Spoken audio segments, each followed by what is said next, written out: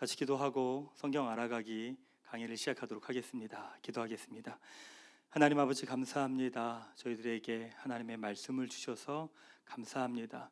그 말씀을 알아가기 원합니다. 우리의 눈과 귀와 마음을 열어주셔서 그 말씀을 보게 하시고 알게 하시고 또 듣게 하여 주셔서 하나님의 마음과 하나님의 생각을 알아가게 하시고 이 땅을 향한 우리를 향한 하나님의 마음을 알아가는 시간이 되게 하여 주시옵소서. 감사드리며 예수 그리스도의 이름으로 기도하옵나이다. 아멘. 네, 감사합니다. 성경 알아가기 강의를 이제 온라인으로 또 이렇게 진행하게 됐습니다. 제가 개인적으로는 온라인 강의를 이렇게 좋아하지 않습니다. 이렇게 낯을 가리다 보니까 이렇게 화면 사람들 없이 강의하는 게 이렇게 익숙하지는 않습니다.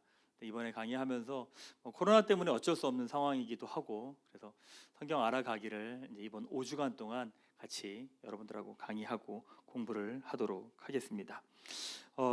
저희 교회를 좀 이해하시려면 저희 교회는 크게 세 가지 양육의 큰 틀이 있습니다. 첫 번째는 뭐냐면 굿뉴스 스터디가 있습니다. 굿뉴스 스터디. 복음 중심으로 이제 공부를 하는 이 스터디가 하나 있고요. 그 다음에 있는 게 무엇이냐면 이제 바이블 스터디가 저희에게 있습니다. 바이블 스터디가 있죠. 그 다음에 있는 게 뭐냐? 그 다음에 라이프 스터디가 이제 저희에게 있습니다. 라이프 스터디가. 그러니까 저희 교회 양육은요 크게 세 가지 이렇게 트랙으로 되어 있다고 보시면 됩니다. 첫 번째는 이제 굿뉴스 스터디가 있고요. 두 번째는 바이블 스터디가 있고요. 세 번째는 라이프 스터디가 있습니다. 이제 굿뉴스 스터디는 여러분들이 저희 교회에 오시면 처음 배우는 게 이제 복음 나눔에 대해서 여러분들 배우지 않으십니까? 그러니까 이제 복음 나눔이 요 트랙에 해당이 됩니다. 그래서 여기서는 대부분 개인적인 영역들에 대해서 나누기 시작을 하죠.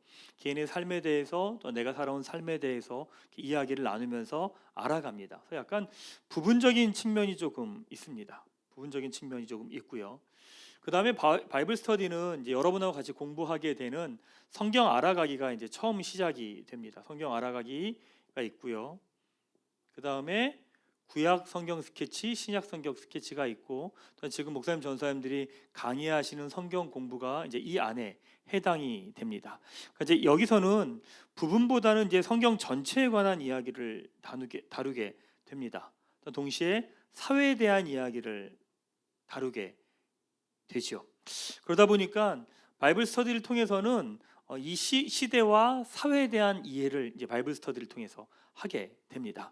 이제 마지막으로 이제 나를 사랑하여 이 라이프 스터디가 있는데 이것은 뭐냐면 작년에 여러분들이 했던 것 중에 나를 사랑하기 공부가 있었을 겁니다. 이게 뭐 수치심 공부랑 같이 맞물리는 건데, 그러니까 어떤 영역이냐면 이것은 이 두 가지 영역의 통합입니다. 구체적으로 복음을 알고 세상을 알면서 그럼 내가 이 세상에서 어떻게 살아가야 되는지에 대한 이야기를 배우는 것이 바로 라이프 스터디입니다. 그래서 개인에 대해서도 공부하고 관계에 대해서도 공부하고 삶에 대해서도 공부를 합니다. 그러니까 여러분들이 보시면 아시지만 저희 교회는 복음을 이야기하고 또한 성경을 이야기하지만 동시에 이 라이프 스터디를 되게 중요하게 여깁니다. 그러니까 결국 이 두 가지를 공부하는 이유가 무엇이냐면 이것이 자연스럽게 여러분의 삶의 자리에서 살아갈 수 있게 하는 것, 그것이 사실 저희 교회 양육의 가장 큰 줄기이고 핵심이기도 합니다. 자, 그래서 오늘은요 이제 여러분하고 나누는 것이 어떤 거냐, 이 바이블 스터디의 성경 알아가기 부분에 대해서 여러분하고 좀 같이 공부를 조금 하도록 하겠습니다. 자, 보시면 성경을 읽는 게 여러분 어떠신가요? 쉬우신가요? 성경을 읽는 게 쉽지 않습니다. 뭐 개인적으로도 저도 성경 공부를 하거나 이렇게 설교를 준비할 때 보면 성경이 있으면 성경 여러 개의 번역본들을 옆에다 다 둡니다. 두면서 공부를 합니다. 왜냐하면 저도 읽으면서 무슨 말인지 잘 모르겠더라고요. 그러니까 출애굽하면서 이스라엘 백성들이 가나안 땅 들어갈 때 성경에 보면 그런 이야기가 나옵니다. 므낫세 반지파라는 이야기가 나옵니다. 그래서 저는 한동안 므낫세 반지파라고 하길래 므낫세의 반지파라고 따로 있는 줄 알았습니다. 근데 나중에 성경을 보다 보니까 반지파가 하프더라고요. 반. 그러니까 므낫세가 요단강 건너서 요단강 동쪽에서 서쪽으로 넘어가기 전에 반지파가 이쪽에 있고요. 요단강 넘어가서 또 반지파가 또 거기서 땅을 차지하게 되죠. 그러니까 사실 성경을 읽으면서도 우리나라 말인데 사실은 이게 쉽지 않은 말이다 보니까 여러 개의 번역본을 놓고 성경을 읽을 수밖에 없더라고요. 자, 보면 성경을 읽기 어려운 이유가 있습니다. 왜 어려울까요? 사실 첫 번째는 언어가 너무 어렵기 때문입니다. 그러니까 저희가 지금 읽고 있는 성경책은 개역개정판인데 개역개정판은 1998년도에 정돈이 된 겁니다. 그 언어가 지금 온 거고요. 근데 98년도에 이 책은 그 앞에 있는 개역 한글판이라고 하는 성경을 기초로 합니다. 개역 한글판은 언제냐? 1961년을 기초로 이렇게 번역된 내용들이죠. 그러다 보니까 우리가 읽는 책이 사실은 1960년대 이야기들과 언어들을 가지고 저희가 지금 성경을 읽고 있습니다. 그러다 보니까 성경의 언어가 쉽지 않습니다. 지금 쓰지 않는 언어다 보니까 성경에서 나오는 그 언어가 지금 이 자리에서 이게 무슨 의미인지를 잘 모르겠는 거죠. 성경이 읽기가 어려운 이유가 첫 번째는 언어가 좀 어렵기 때문에 그렇습니다. 자, 두 번째는 뭐냐? 분량이 너무 많습니다. 이렇게 보시면 책이 좀 짧으면 좋겠는데 뭐 구약 신약 하다 보면 두꺼운 책이다 보니까 읽으면서도 사실 일단 저희가 겁에 질리는 거죠. 너무 분량이 많으니까 이걸 어떻게 읽어야 될지도 잘 모르겠는 겁니다. 자, 세 번째는 뭐냐면 왜 읽어야 되는지를 모르겠는 거죠. 성경을 읽으면서도 내가 읽어야 될 이유와 목적이 없는 거예요. 동기부여가 안 되는 겁니다. 그러니까 교회에서 읽으라고 하니까 열심히 읽기는 하는데 내가 읽어야 될 이유를 모르니까 동기부여가 안 되니까 한두 번 정도는 읽지만 지속되지가 않는 거예요. 네. 그것이 바로 성경 읽기 어려운 이유 중에 하나입니다. 자, 마지막으로 성경 읽기 어려운 이유가 무엇이냐면 2020년 오늘과 도대체 성경이 무슨 관련이 있는지 모르겠는 거죠. 그러니까 성경을 열심히 읽는데 그 성경 읽은 게 오늘 이 자리에서 도움이 안 되는 거예요. 아브라함 이야기를 읽었다고 해서 내가 지금 직장 생활에 도움이 되는 것도 아니고 요셉 이야기를 읽었다고 해서 우리 가정 생활에 도움이 되는 것도 아니고 모세 이야기를 읽었다고 해서 지금 낙심한 내 마음이 회복되는 것도 아니고 그러니까 성경을 읽긴 읽는데 지금 오늘과 도대체 무슨 상관이 있는지 잘 모르겠는 거죠. 그러다 보니까 성경을 읽는 것 자체도 사실은 쉽지 않은 겁니다. 자, 그러면 성경은 또 어떻게 읽으면 좋을까요? 한 세 가지 정도 이야기해 드릴 수 있습니다. 첫 번째는요, 성경을 좀 읽으실 땐 읽기 쉬운 번역본으로 성경을 좀 읽으셔도 괜찮습니다.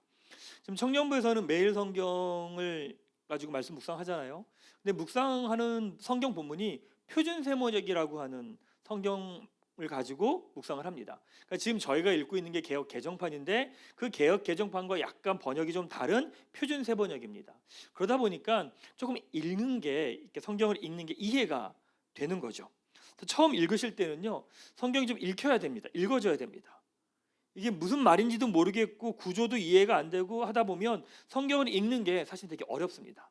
그러니까 처음 읽으실 땐 조금 쉬운 번역으로 되어 있는 성경들을 추천받아서 성경을 읽으시는 것이 성경 읽는 게 도움이 됩니다. 자, 두 번째는요, 성경을 좀 구조로 이해하실 필요가 있습니다. 성경도 책이잖아요. 책이니까 하고 싶은 이야기가 있는 겁니다. 하고 싶은 이야기가 있다라는 이야기는 그 이야기를 어떤 방식으로 풀어가는지에 대한 구조도 있다는 이야기겠죠. 그래서 성경을 이제 읽고 공부하실 때는 먼저 구조에 대해서 좀 공부하시는 것이 좋습니다. 물론 어떤 책도 100% 성경을 다 이해시킬 수는 없습니다. 그러니까 저희도 이제 여러분하고 이제 성경 알아가기 공부를 하겠지만 이 공부가 성경 전체에 대한 이해를 100%딱 맞게 해주지 못합니다. 어떤 책도 그럴 수 없습니다.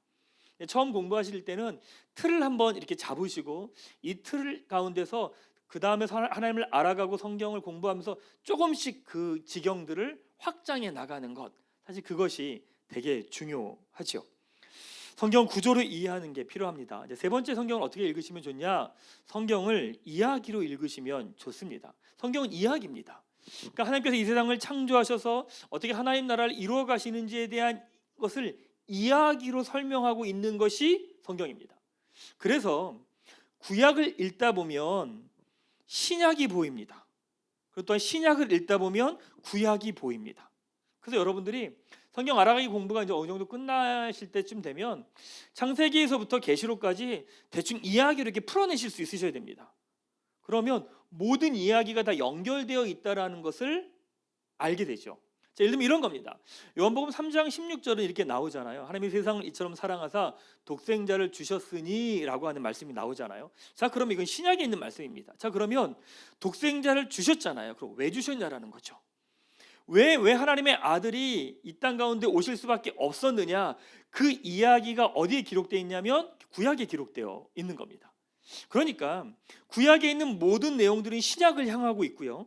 또 신약에 있는 모든 내용들은 구약으로부터 오게 됩니다. 그러니까 왜 그런 거냐면 성경은 이야기로 되어 있기 때문에 그렇습니다.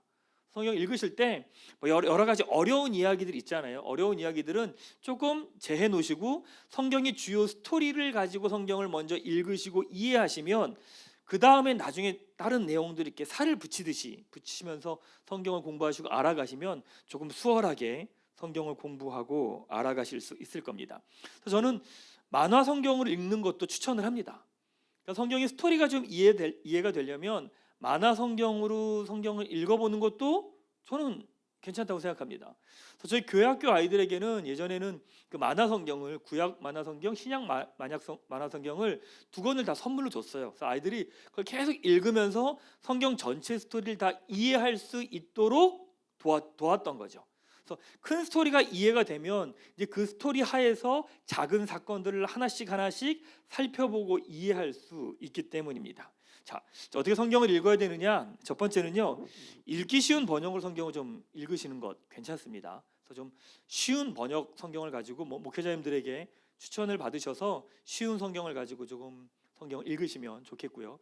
두 번째는 성경을 좀 구조로 이해하시면 좋겠다는 거죠.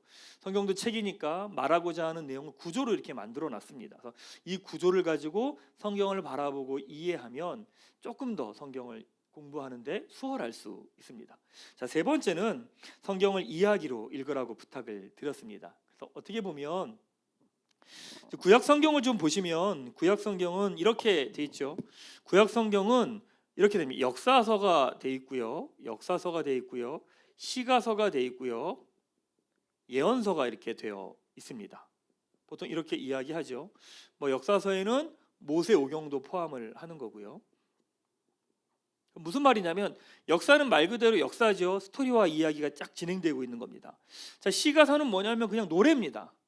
그렇죠? 시와 노래입니다. 자, 예언서는 뭐냐면 그 시대 가운데서 하나님이 이런 일을 행하실 거라고 하나님의 하실 일들을 이야기해 주는 것, 그게 예언서입니다. 자, 그러면 구약은 어떻게 되어 있는 거냐면 이렇게 이해하시면 되겠죠. 역사서가 이렇게 쫙 있으면 역사서 중간에 노래가 들어가는 겁니다. 시가서가 들어가는 거고요. 또 중간에 또 뭐가 들어가는 거냐면 예언서가 들어가는 거죠. 그러니까 사실은 역사서라고 하는 큰 줄기에다가 이 중간에 시가서와 예언서가 중간에 끼어 들어가는 거예요. 그러니까 이 역사의 이야기 속에서 노래도 나오는 거고요. 예언도 나오는 거죠. 그러니까 성경 알아가기를 공부하실 때 여러분들은 어디에 초점을 두시면 좋냐면 역사서 쪽에다 초점을 두시면 좋습니다. 역사서가 다 이해가 되고 나면 그 다음에 시가서를 이 안에 더 넣을 거고요. 예언서를 이 안에 더 넣을 겁니다. 조금씩 살을 덧붙여가면서 이해하는 지경을 좀 넓혀가시면 성경을 공부할 때 조금 이해가 되고 도움이 될 수 있을 겁니다. 자, 오늘 이제 첫 번째 장을 또 여러분하고 좀 나눌 겁니다. 첫 번째 장은 뭐냐면 성경을 알아가야 하는 이유에 대해서 여러분하고 조금 나누려고 합니다. 성경 왜 알아가야 될까요? 성경을 왜 공부해야 될까요? 일단 이 이유에 대해서 모르면 성경을 읽고 공부해야 되는 재미가 없습니다. 그냥 학교 시험 보는 것도 아니고 역사 순서대로 쫙 외우고 아브라함 이삭 야곱 요셉 외우고 이렇게 되면 사실은 재미가 있지는 않습니다. 성경을 알아가야 되는 이유에 대해서 먼저 오늘 첫 시간에 정리를 조금 하도록 하겠습니다. 우리나라가 최근에 되게 많은 어려움들 좀 겪었습니다. 대통령 탄핵과 함께 맞물려서 여러 가지 변화들과 혼란들이 있죠. 그런데 이 변화와 혼란의 한복판에 개신교가 있다라는 건 사실 부인할 수 없는 상황이기도 합니다. 그러니까 태극기 집회를 하는 분들은 태극기를 몸에 두르고 기도를 하시고 주기도문을 외치십니다. 그리고 탄핵이 결정된 곳에서는 이 결정이 된 거에 대해서 하나님께 감사를 드립니다. 그러니까 하나님이라는 한 분 앞에서 사람들이 하는 선택과 결정이 다 다른 거예요. 그럼 다 다른 하나님을 믿고 있는 걸까요? 그럼 우리는 다른 성경을 보고 있는 걸까요? 그럼 다른 하나님을 우리가 믿고 있는 걸까요? 똑같은 성경을 보고 똑같은 하나님을 보고 있는데 사람들의 모습이 너무나도 다 다양하게 나타난다는 겁니다. 왜 그런 걸까요, 도대체? 그러면 이 질문에 답하기 전에 좀 더 근본적으로 좀 들어가 보려고 합니다. 성경은 왜 읽어야 될까요? 성경을 읽는 목적은 뭘까요? 자, 여러분들 성경 왜 읽으십니까? 성경 뭐 때문에 읽으십니까? 자, 그러면 여기서 한 번 더 들어가 볼까요? 이런 겁니다. 성경을 열심히 읽으면 여러분 삶은 어떤 모습이 될까요? 여러분들 성경을요 막 몇십 독 했어요. 몇십 독 했으면 그 성경을 읽은 것 때문에 여러분의 삶엔 어떤 모습이 나타날까요? 자, 이거에 대해서는 성경이 명확히 이야기합니다. 디모데후서 3장 16절 17절에 이렇게 기록을 하죠. 모든 성경은 하나님의 감동으로 된 것으로 교훈과 책망과 바르게 함과 의로 교육하기에 유익하니 이는 하나님의 사람으로 온전케 하며 모든 선한 일을 행할 능력을 갖추게 하려 함이라 라고 이야기합니다. 그러니까 여러분들이 성경을 계속 읽으면 여러분에게 어떤 모습이 되느냐? 성경은 교훈과 책망과 바르게 함과 의로 교육하기에 유익한 것이 성경이라는 거죠. 그래서 그것 때문에 하나님의 사람 온전케 돼서 선한 일을 행할 능력을 갖추게 된다는 겁니다. 그러니까 여러분들이 성경을 계속 읽으면 여러분이 어떤 모습이냐면 선한 일을 행할 능력을 여러분들에게 갖게 된다라는 겁니다.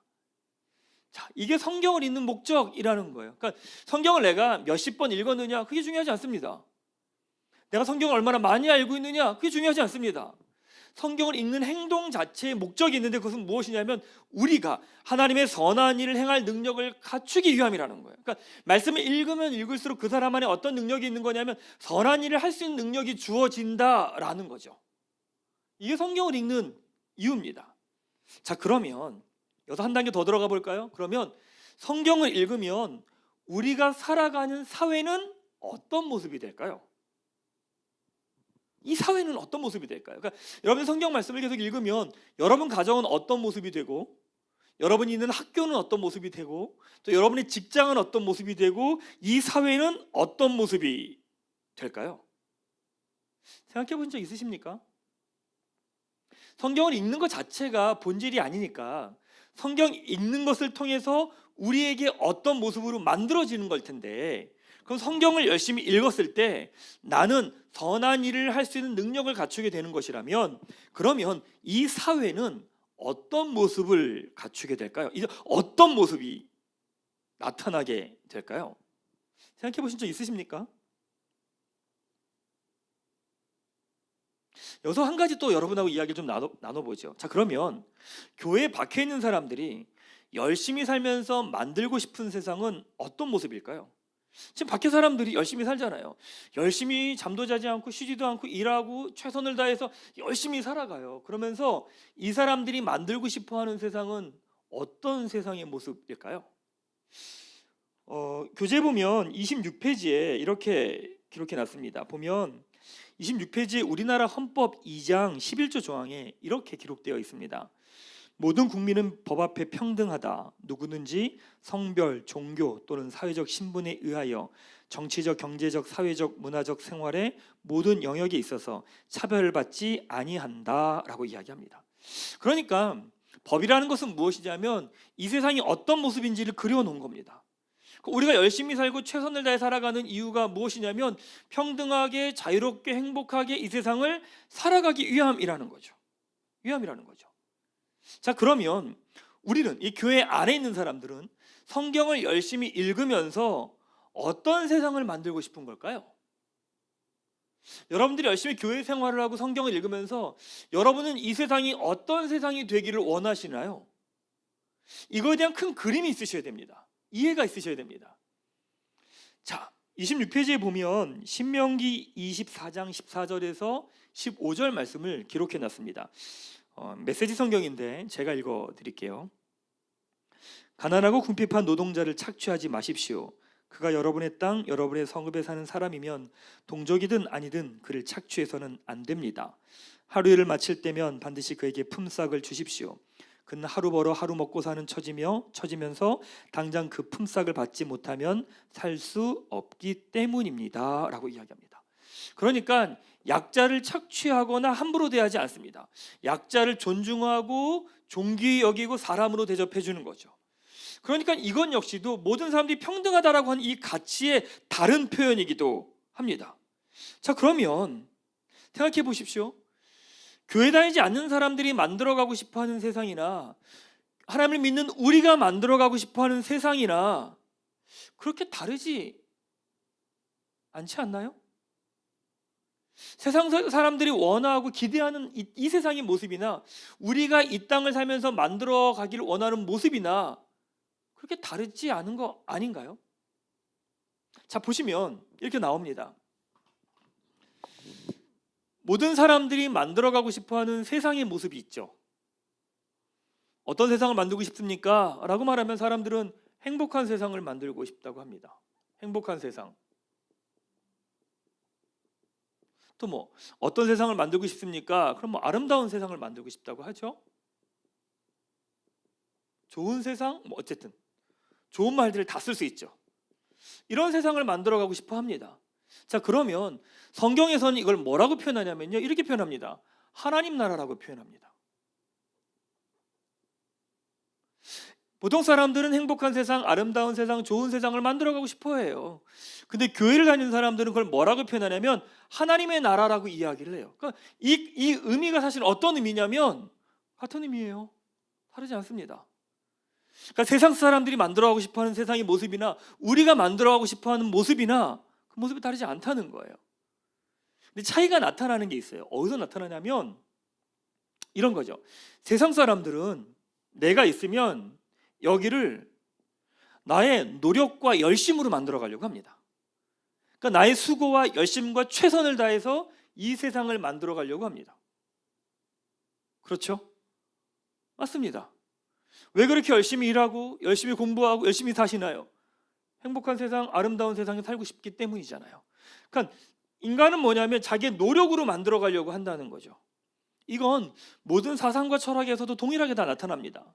뭐 예를 들면 불교에서는 이런 세상을 어떻게 만들어 가길 원하느냐, 이 세상을 만들어 가는데 장애가 되는 게 뭐냐? 욕심이라는 거죠. 집착이라는 거죠. 그걸 버리라는 거예요. 그걸 버릴 때 이런 세상을 만들어 갈 수 있다고 이야기를 합니다. 그렇죠? 유교는 뭐라고 말하느냐? 유교는 자기 자신이 수양이 되지 않았기 때문이라고 이야기합니다. 그래서 수양하면서 공부를 할 때 이런 세상이 만들어진다라고 이야기를 하는 거죠. 뭐 힌두교 같은 경우도 마찬가지겠죠. 힌두교도 이런 세상을 만들기 위해서는 뭘 해야 되냐? 동일하게 지적인 이해도 있어야 되지만 수양도 해야 된다는 거죠. 그러니까 내가 어쨌든 이 모든 것들은 내가 해야 될 노력이 있다라는 겁니다. 노력이 있다는. 그러니까 내 노력으로 이런 세상을 만들어가기 원한다는 거죠. 뭐 사상 철학도 이렇게 다르지 않습니다. 뭐 플라톤 철학 같은 경우도 그렇죠. 플라톤 철학도 마찬가지인데 플라톤 철학도 이런 세상을 만들어가기 위해서는 어떻게 해야 되느냐? 철학자가 통치자가 돼야 된다는 겁니다. 철학자가 통치자가 될 때 이런 세상이 만들어진다라고 이야기하는 거죠. 그러니까 이 땅에 있는 모든 내용들은 이런 세상을 만들어가기 원하는데 어떻게 만들어갈 수 있느냐? 나의 노력과 나의 열심을 가지고 이런 세상을 만들어간다라고 이야기를 합니다. 그게 이 세상이 이야기하는 방식입니다. 그럼 기독교는 어떻게 이야기하나요? 기독교는 어떻게 이야기하느냐?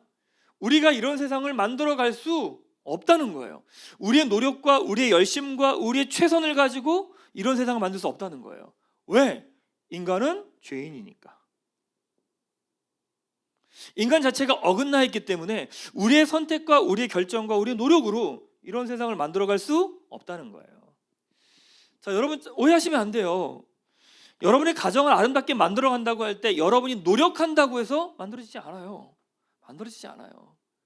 뭐 우리 교회가 정말 아름다운 교회가 되길 원한다라고 하면 이 교회 우리가 노력해서 아름다운 교회를 만들 수 있어요? 만들 수 없어요. 만들어지지 않아요. 우리의 힘으로 우리의 노력으로 안 돼요. 왜? 우리는 죄인이기 때문에 그래요. 그런데 이런 세상을 만들어가는 방법이 무엇이냐? 기독교는 이렇게 이야기하죠. 예수님을 믿음으로 라고 이야기합니다. 이렇게 이야기합니다. 그러니까 명백하게 차이가 나죠. 여기서는 자신의 노력과 애씀을 통해서 이런 세상을 만들어 가려고 하는 거고, 기독교에서는 예수 그리스도를 믿음으로 예수님을 통해서 이런 세상이 만들어진다라고 이해하고 바라보는 겁니다. 그러니까 차이가 나타날 수밖에 없는 거죠. 자, 보세요, 여러분. 여러분이 하는 일, 여러분의 수고, 여러분의 애씀, 여러분의 노력, 가정, 직장, 학교, 교회 모든 공동체, 이 모든 것들을 내가 애쓰고 수고해서 그것을 이룩할 수 있다고 생각하십니까? 착각입니다. 되지 않습니다. 절대 되지 않습니다. 인간의 힘으로 그것을 만들어갈 수 없습니다. 왜냐하면 우리 안에 선한 것이 없기 때문입니다. 나의 계획, 나의 생각, 나의 마음. 자, 예를 들면 이런 겁니다. 이 가정을 아름답게 만들어가기를 원합니다 라고 생각해요. 근데 그 마음이 있는데, 그 마음이 나는 우리 가정을 이렇게 만들어가기 원합니다 라고 생각을 하고 있는데, 그 생각이 내 아내와 다를 수 있잖아요.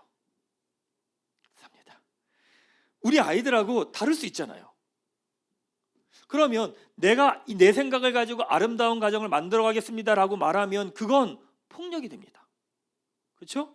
맞습니다. 그러니까 나의 노력과 나의 수고가 애씀으로 이런 세상을 만들어 갈 수 없습니다. 되지 않습니다. 기독교 신앙은 예수님을 믿음으로, 예수님을 통해서 이러한 세상이 이루어진다라고 고백을 하는 거죠.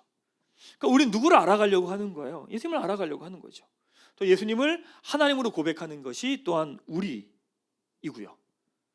자, 이것이 바로 사실은 가장 큰 차이입니다. 그래서 많은 사람들은 이걸 하기 위해서 내가 더 노력하고 공부하고 자기 개발하면서 이런 세상을 만들려고 애를 쓰죠. 애를 씁니다. 우리는 어떻게 하느냐?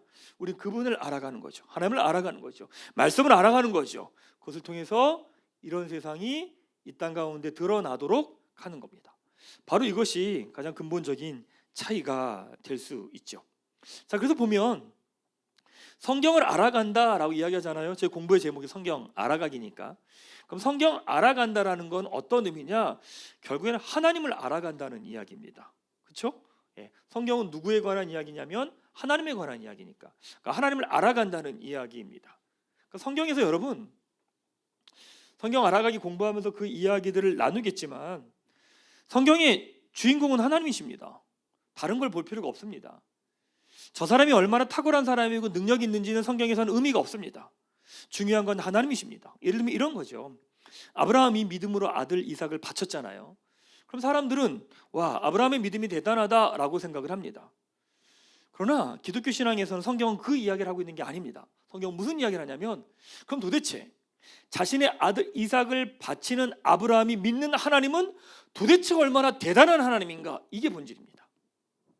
그러니까 말씀을 읽으면서 그 사람의 행동에 초점을 맞추는 게 아니라 그 사람이 행동을 하는 거기에 백그라운드가 되신 하나님을 보는 게 본질입니다. 그럴 때 성경에서 이야기하고자 하는 하나님의 이야기와 마음을 알아갈 수 있어요.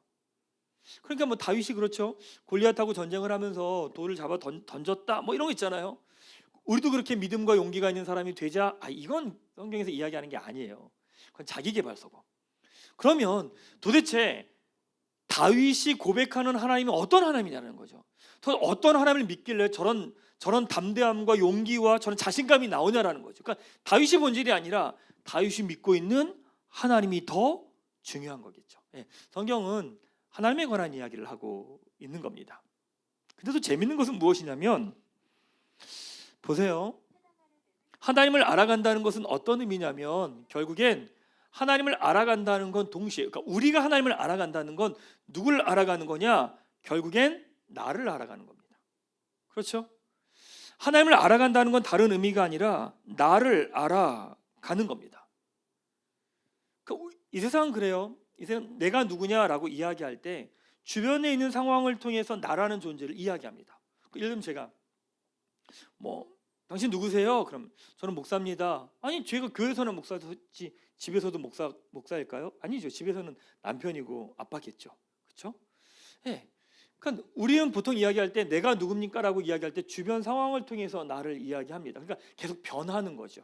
변하는 거죠. 그러니까 사람들이 악착같이 일을 하는 이유가 뭐냐면 사회적 지위가 나를 설명해 주기 때문입니다. 그러니까 그것을 놓치지 않으려고 몸부림을 치는 거고, 돈을 벌고 명예와 권력을 위해서 발버둥 치는 이유가 무엇이냐면 그것이 나를 설명해 준다고 생각하기 때문입니다. 그러니까 그게 흔들리면 뭐가 흔들리는 거예요? 나라는 존재가 흔들리는 거죠. 불안해지는 거예요. 왜? 내 존재 자체가 흔들려 버리니까. 그러니까 내가 흔들리지 않으려면 어떻게 해야 돼요? 더 분명하게 잡아야죠. 더 선명하게 일을 해서 성취해서 흔들리지 않을 그 무엇인가를 만들어야 되죠. 그게 세상의 방식입니다. 그런데 우리는 내가 누군지를 알려면 어제나 오늘이나 내일이나 집에서나 밖에서나 죽음 전이나 죽음 이후나 그 영혼까지 내가 누군지를 알려면 변하지 않는 진리 앞에서, 변하지 않는 진리라는 대상 앞에서 나를 볼 때만이 가능한 거죠. 그렇죠? 그래야 안 변하죠. 그 대상이 변하지 않는 대상이어야 내가 죽기 전에도 나고 죽은 이후에도 나고 집에서도 나고 교회에서도 나고 밖에서도 나라는 게 분명히 변하지 않는 거겠죠. 우리는 진리를 누구라고 이야기하느냐? 진리를 하나님이라고 이야기하지 않습니까? 그러니까 우리는 하나님을 알아간다는 이야기는 어떤 의미냐면 사실은 나를 알아간다는 이야기입니다. 내가 누군지를 알아간다는 거죠. 가끔씩 이제 사역하다 보면 이런 분들을 많이 만납니다. 내가 무엇을 위해 살아야 될지 모르겠습니다. 어떤 일을 해야 될지 모르겠습니다. 내가 어느 길로 가야 되는지 모르겠습니다. 이런 분들 이렇게 이야기하는 분들 꽤 되거든요. 그런 분들 왜 그런 이야기를 하시냐면 본질적으로 이야기하면 하나님이 어떤 분인지 모르기 때문입니다.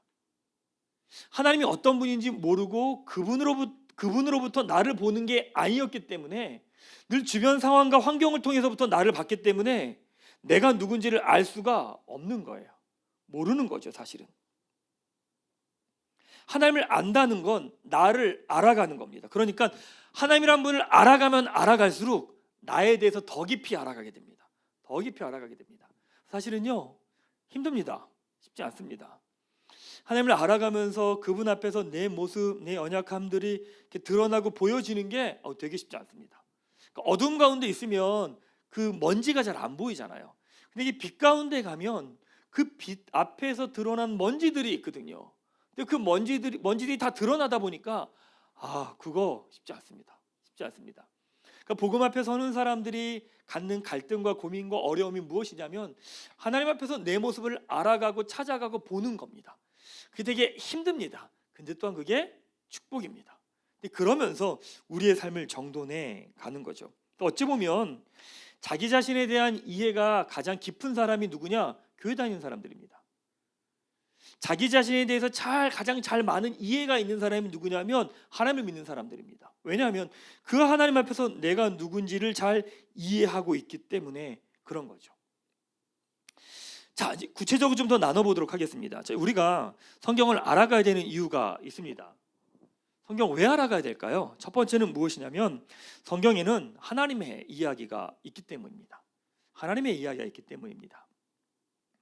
성경이 하나님의 이야기가 있다는 이야기는 무슨 말이냐면 이 세상의 가장 큰 흐름에 관한 이야기가 있다는 이야기입니다. 메타내러티브라고 이야기하잖아요. 가장 큰 이야기가 담겨져 있는 것이 성경이라는 겁니다.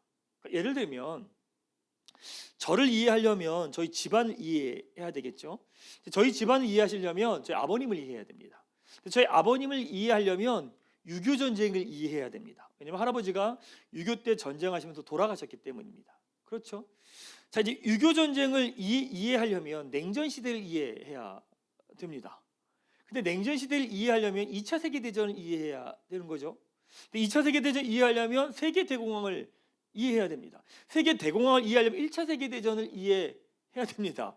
1차 세계 대전을 이해하려면 제국주의를 이해해야 됩니다. 그러니까 이게 흐름이 전체적인 가장 큰 이야기의 흐름을 이야기해 주는 게 뭐냐면 성경인 거죠.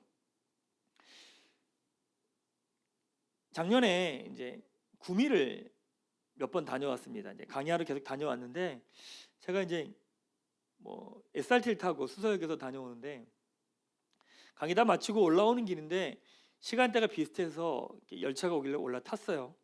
올라탔는데 가다 보니까 약간 느낌이 이상한 겁니다.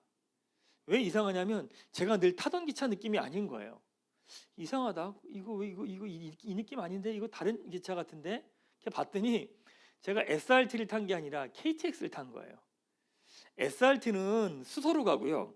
KTX는 서울역으로 가거든요. 그러니까 그 기차가 서울역으로 가는데 제가 아무리 거기서 수서역으로 가야 돼라고 이야기를 해도 의미가 없어요. 왜? 그 기차는 서울역으로 가는 흐름이기 때문에 그런 거죠.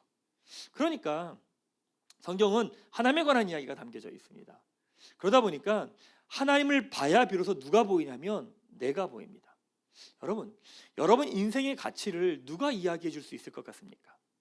여러분의 자녀, 여러분 부모님, 주변 사람들, 여러분의 인생에 대해서 누가 이야기해 줄 수 있을 것 같습니까? 여러분의 인생에 대해서, 여러분의 존재에 대해서 이야기해 줄 수 있는 것은 뭐냐면 변하지 않는 진리만이 여러분의 인생을 이야기해 줄 수 있습니다. 그래야 변하지 않기 때문인 거죠. 저는 설교할 때 사람들 예화를 잘 하지 않습니다. 왜냐하면 사람들은 바라보는 관점이 다르기 때문입니다. 예전에 설교할 때 어떤 분 이야기를 하면서 이분 되게 훌륭하다, 멋있다, 이런 이야기를 제가 했는데 설교가 다 끝나고 난 다음에 어떤 분이 저를 찾아오셨어요. 뭐라고 이야기하시냐면 목사님, 그분 그런 분 아닙니다 라고 이야기하시는 거예요. 왜요? 그랬더니 그분이 실제로는 이렇게 합니다 라고 이야기하시더라고요. 네, 인간은 그렇습니다. 인간 다 그렇습니다. 그러니까 인간에 있는 이 모습 그 자체를요, 사실 보이는 게 그게 전부가 아닙니다. 누가 이야기해 주는 것도 전부가 아닙니다.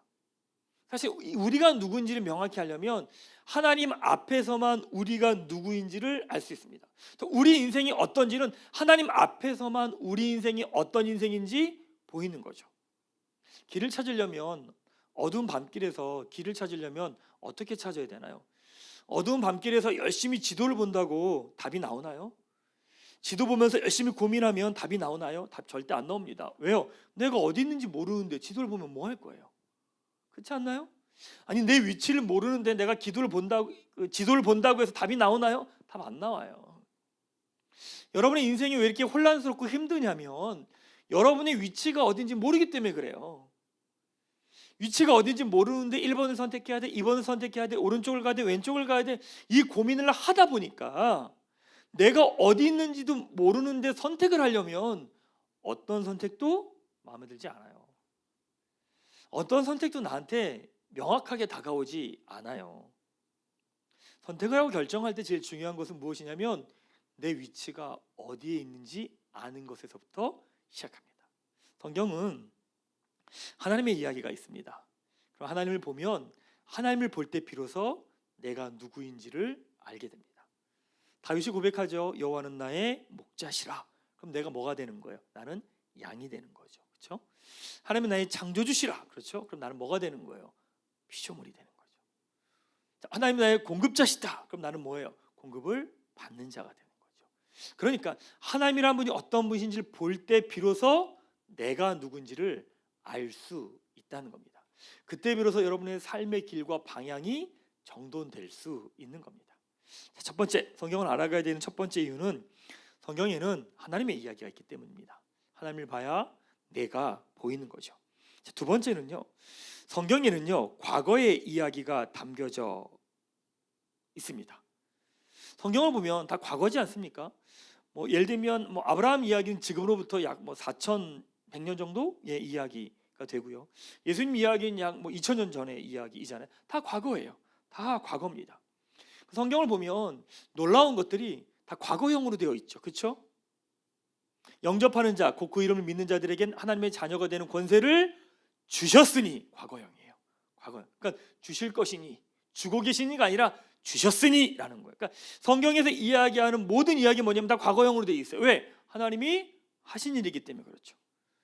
과거는요 언제나 현재에 영향을 줍니다. 그러니까 우리가 하고 있는 모든 것들은 사실은 과거로 인해서 영향을 받아서 지금 우리가 이것을 하고 있는 거거든요. 그러니까 지금에 있는 문제도 사실 이 문제를 풀려면 어디서 답을 찾아야 되냐면 과거에서 찾아야 됩니다. 그래서 과거를 보지 않으면 지금에 있는 문제를 풀 방법이 없습니다. 해결할 방법이 없습니다. 더 어렵고 힘든 일만 생기는 거죠. 예전에 있던 교회에서 한 자매가 아버님이 일을 하시다가 사채빚을 좀 지셨어요. 한 3천만 원가량 빚을 지셨어요. 아버님이 일을 하시다가 그 빚을 다 못 갚고 이렇게 돌아가신 겁니다. 그 자매가 되게 아름다운 나이일 때인데 그 나이 때인데 아버지의 사채빚을 갚을 수밖에 없는 상황인 거죠. 그 사람들이 직장 앞으로 찾아와요. 찾아와서 돈을 받아가겠다고 서 있는 거죠. 서 있는 거예요. 그래서 그 자매가 돈을 갚은 게 거의 1억 원가량 돈을 갚았어요. 근데 그 과정이 다 진행되면서 그 가족들이 이제 그 집들이 이사를 가려고 하다가 장롱 밑에서 그 아버지가 그 사채업자들에게 그 3천만 원을 돈을 보낸 입금증이 발견된 거예요. 그러니까 무슨 말이냐면 아버님이 돌아가시기 전에 그 돈을 갚았다는 이야기예요. 갚으신 거예요. 근데 이 자매는 갚으셨다는 걸 이 가족들도 아무것도 모르고 오랜 시간 동안 그 돈을 갖고 산 거예요. 아니 이 자매한테 이 시간들을 어떻게 해요? 어떻게 해요? 이런 일이 왜 생긴 거예요? 이 시간들을 왜 이렇게 낭비하고 허비한 거예요? 과거를 몰랐기 때문에 그래요. 과거를 몰랐기 때문에 그래요. 과거에 대한 이해가 있어야 그것을 가지고 오늘을 볼 수 있거든요. 전 저희 교회에서 역사 공부 되게 강조합니다. 왜 역사를 강조하냐면 일반 역사도 마찬가지지만 성경도 역사잖아요. 지난 시간의 이야기니까. 지난 시간에 어떤 일이 있었는지를 알아야 지금 문제를 풀 수 있습니다. 지금 문제를 바라보는 눈이 생깁니다. 지금 여기 있는 상황에서 과거를 보지 못하고 지금 현재만 보면 어떤 일이 생기냐? 죄송합니다. 이런 표현에서 개화돼지가 됩니다. 뭐냐면 눈앞에 있는 것만 봅니다. 그러니까 지금 내가 먹고 살 문제 외에는 다른 걸 볼 수 없게 됩니다. 신앙도 마찬가지입니다. 하나님이 하신 일을 보지 못하면 지금 내 눈앞에 있는 것에 대해서 잘 되게 해달라고 복을 달라고 이야기를 해버리면 그건 영적인 개돼지입니다. 하나님이 하신 일에 대한 이해가 없기 때문에 지금 이 자리에 대해서 보는 눈이 없는 거죠. 그러니까 지금 이 자리에서 잘 되게 해달라고 문제 없게 해달라고 잘 풀게 해달라고 이거는 눈앞에 보이는 거에 목숨을 건다라고 하는 건 동물이죠. 내가 먹고 사는 게 전부가 되어버리니까.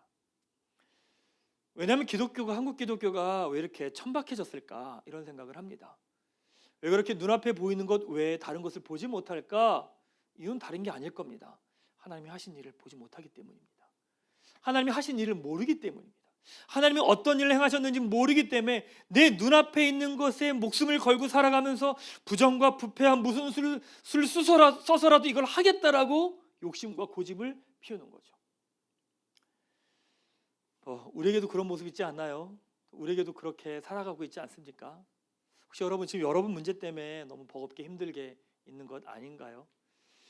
성경은 과거의 이야기를 해주고 있습니다. 왜냐하면 과거의 이야기는 바로 오늘을 영향을 주기 때문에 그렇습니다. 그래서 사단은 어떻게 하는지 아십니까? 성경을 읽지 못하게 합니다. 왜? 하나님이 하신 일을 모르게 하기 위함입니다. 그래서 눈과 귀를 막아버려요. 그래서 하나님이 하신 일을 듣지 못하고 지금 눈앞에 있는 게 전부처럼 보게 만들어버려요. 그래서 상황과 현실과 사람의 낭망하고 절망하고 짓눌러버리게 만들어버리는 거예요. 여러분 그러고 계시지 않습니까? 요즘에 말씀이 들리십니까? 성경이 읽혀지십니까? 주일날 예배 가시면 선포되는 말씀이 여러분 들리십니까?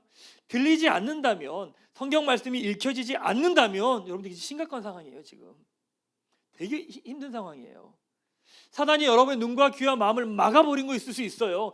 그래서 지금 눈앞에 이것밖에 볼 수 없도록 만들어가는 거 있을 수 있어요. 그 여러분 삶은 더 버거워집니다. 더 힘들어집니다. 우리의 삶은 하나님이 이루신 그 일을 기초로 우리의 삶이 진행이 됩니다. 그 일이 무엇이냐? 성경에서 기록된 그 사건들이 하나님이 하신 일을 보여주는 거죠. 바로 그것이 성경을 읽고 공부하고 알아가야 되는 두 번째 이유입니다. 성경을 알아가야 되는 세 번째 이유가 있습니다. 그것은 무엇이냐면 성경에는 미래의 이야기가 담겨져 있습니다. 자 보시면 성경에 쫙 보시면 창세기부터 계시록 20장까지는 사실은 현재의 이야기들입니다. 과거의 이야기죠. 지금의 시점으로 보면. 그러고 난 다음에 계시록 21장, 22장은 예수님이 다시 오실 때 이야기입니다. 그러니까 미래의 이야기가 담겨져 있는 거죠. 자 보세요 여러분. 과거도 현재에 영향을 줍니다. 그렇죠? 미래도 오늘 이 자리에 영향을 줍니다. 그러니까 예를 들면 이런 겁니다. 어떤 사람이 회사에 취직하기로 합격 통지서를 받았어요. 그러면 그 사람은 아직 회사에 들어갔나요? 안 들어갔나요? 안 들어갔죠. 안 들어갔습니다. 근데 그 사람이 합격 통지서를 받으면 받고 난 다음에 그 사람은 뭐를 할까요? 새로운 옷을 사고 준비를 하고 공부도 하고 몸도 단련하고 휴가도 가고 합니다. 왜 그렇게 할까요? 회사에 들어간다라고 하는 그 시점에 맞춰서 오늘의 삶을 바꿔가는 겁니다. 성경이 놀라운 건 성경은 미래에 관한 이야기를 하고 있거든요. 근데 그 미래에 대한 이야기가 그냥 그때 이루어질 거야 라고 하는 이야기지만 동시에 그 이야기 때문에 내가 살아가는 오늘 이 순간 이 자리에 영향을 미치고 있다는 거예요. 그러니까 내가 선택하는 거, 내가 결정하는 건, 내가 살아가는 이 모습이 주님이 다시 오시는 그날을 기점으로 나의 삶에 나의 선택과 나의 결정을 만들어 간다는 거죠. 주님 오시는 그날 합당한 선택인지 결정인지 모습인지 말인지 걸음인지 이 모든 것들을 주님 오시는 그날을 기점으로 지금 나를 돌아보는 거예요. 자, 보십시오 여러분. 성경은 과거의 이야기가 담겨 있죠. 미래의 이야기가 담겨 있죠. 어떤 이야기가 없나요? 현재 이야기가 없습니다. 현재 이야기가 없습니다. 현재 이야기는 우리가 과거의 이야기를 알아가고 그 다음에 미래 이야기를 공부하면서 이 중간 역할을 어떻게 이어가느냐, 그게 신앙생활입니다. 그게 우리의 삶입니다. 그게 부르심이고 그게 사명이고 그게 소명입니다. 그러니까 성경에서 이야기한 하나님이 하신 일과 하실 일을 공부하지 않고 알아가지 않으면 오늘 이 순간 이 자리는 방황일 수밖에 없어요. 왜? 출발점도 없고 종착지도 없잖아요. 그러면 인생이 그렇게 허망하고 불안하고 두려울 수밖에 없겠죠. 왜? 어디로 가야 될지 모르니까. 사랑하는 여러분 성경 읽으시면서 그냥 교회 다니니까 해야 될 공부라고 생각하십니까? 아닙니다. 성경은 인생에 관한 이야기입니다. 동일하게 하나님에 관한 이야기입니다. 어쩌면 여러분 삶이 지금까지 혼란했던 이유는 여러분이 여러분 삶에 어려움이 있고 고난이 있고 우리 집안에 돈이 없어서 내가 많이 못 배워서가 아니라 여러분이 하나님을 알아가지 않았기 때문일 겁니다. 말씀을 공부하지 않았기 때문일 겁니다. 그러기에 주어진 상황과 환경이 휩쓸려서 살아갈 수밖에 없었고 내가 어디로 살아가야 될지를 내가 알 수 없었던 거일 수 있습니다. 사랑하는 꿈꾸는 교회 가족 여러분, 말씀을 계속 보십시오. 공부하십시오. 말씀을 공부하면서 단순하게 하나님이 하신 일들을 먼저 보시고 또 하나님 하실 일들을 보시고 그리고 그 영향 가운데 내가 오늘 이 자리에서 어떻게 살아가야 되는지를 하나씩 배워가고 공부하고 알아가셔야 됩니다.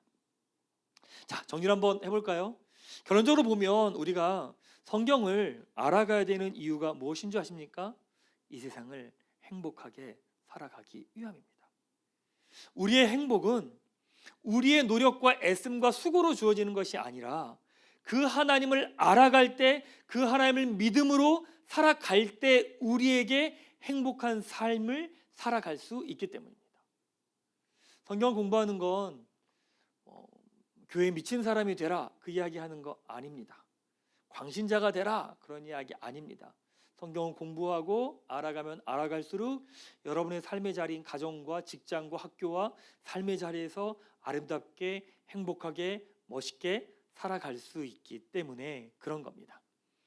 4주간도 이제 공부를 계속하게 될 겁니다. 오늘 성경을 알아가야 되는 이유에 대해서 공부를 했습니다. 자, 여러분 어떠신가요? 성경을 공부를 해야 될 이유, 성경을 알아가야 될 이유에 대해서 정리가 되셨습니까? 강의를 들으신 다음에 궁금한 것들은 채팅창에다 남겨주십시오. 그럼 제가 보고 나서 여러분들의 질문들에 대해서는 답을 해드리고 또한 같이 고민하는 시간들을 좀 같이 갖도록 하겠습니다. 자, 다음 주 숙제가 있습니다. 다음 주 2주차 진행될 때는요 성경 알아가기 교재가 있는데 이 교재의 두 번째 장을 좀 읽고 오시기 바랍니다. 미리 좀 읽고 오셔서 여러분이 읽고 오신 상태에서 강의를 들으시면 조금 더 수월하게 강의를 듣고 이해하실 수 있을 겁니다. 네, 긴 시간 수고하셨습니다. 우리 다음 주에 뵙도록 하겠습니다. 자, 기도하겠습니다. 하나님 감사합니다. 우리에게 성경을 주셔서 감사합니다. 내가 수고하고 애쓰고 노력하려고 살아가는 삶, 그것이 아니라 하나님을 믿음으로 살아가길 원합니다. 우리 눈과 귀와 마음을 열어주셔서 말씀을 보게 하시고 듣게 하시고 알게 하시고, 다음 말씀을 알아가며 우리 삶을 향한 하나님의 마음도 함께 알아가는 귀한 시간이 되게 하여 주시옵소서. 감사드리며 예수 그리스도의 이름으로 기도하옵나이다. 아멘.